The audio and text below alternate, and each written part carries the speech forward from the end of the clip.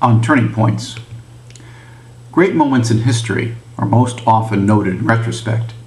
We don't often see the significance of any one action, however large, in its proper perspective, without the benefit of time. In politics, a day can be a lifetime, a week, an eternity. And what a week it's been. The question I pose is this: has the week of June 4th been the Waterloo for President Obama and his chances for re-election in November?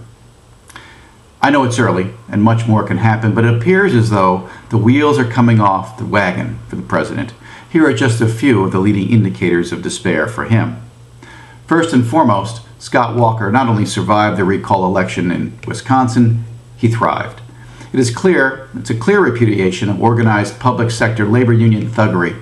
It also exposed a rift between the private and public sector union rank and file. It is quite a luxury that the public sector unions view municipal budgets as blank checks for their incessant demands, while their brothers in the private sector are dependent upon continued vibrancy of the private companies for whom they work. But wait, there's more.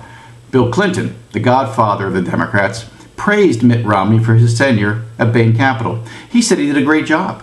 Of course, he had to amend his statements later on, but the horse was out of the barn. The jury shall disregard the remarks, as they say.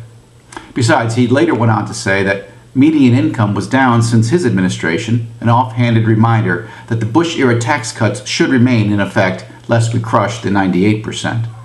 The Obama big bad businessman re-election narrative was destroyed. Next, Ben Bernanke, the chairman of the Federal Reserve Bank, indicated that the Bush-era tax cuts should stay in place lest the economy fall off a cliff, raising the unemployment rate, curtailing consumer spending, and bringing on another recession. There goes the president's tax the rich narrative. Then the employment numbers of May were released. A mere 69,000 people got work. Tens of thousands more stopped looking for work, and the previous 2 months of employment statistics, already poor, were revised downward. That shoots the forward narrative right in the foot. Finally, reports surfaced in a new book that David Axelrod, campaign strategist to the president, got into fisticuffs with Attorney General Eric Holder over politicization of the Justice Department. Maybe that actually reinforces the team of rivals concept for the president's cabinet. And there is so much more. Did anyone mention that the Supreme Court decision on the constitutionality of Obamacare should be out before the end of the month? A repudiation of the mandate would reinforce the Mitt Romney narrative that Obama fiddled with his pet project of dubious value while the economy was ignored. Add to this some polling from Rasmussen that indicates a record number of Americans favor one-party rule in Washington, and you have enough elements of a turning point week in the run for the White House that favors challenger Mitt Romney. How unlikely did this seem only 2 months ago, while the Republican primaries were in full swing and the candidates were talking trash about each other? Quick, name me 5 other candidates for the nomination. Bet you took a few seconds. Now, there are reports that liberals will refrain from grassroots support and donating money to the president.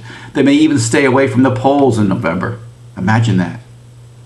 The battle lines are drawn very clearly. President Obama is pleasing nobody these days. It is a self-inflicted wound for whom he can only blame himself. People on both sides of the aisle are disappointed. The further from the center one gets, right or left, the more the disappointment grows. To the right, Obama is too much a Marxist-Leninist and should be removed from office because he's not what he purported to be.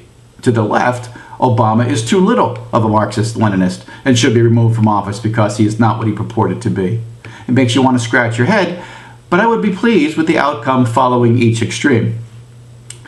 In July 1863, General Meade and the Union Army of the Potomac defeated General Lee and the Army of Northern Virginia at Gettysburg. Today it is clearly perceived as the turning point of the Civil War. It was not as clear at the time. The war continued for nearly 2 more years at great loss of American treasure.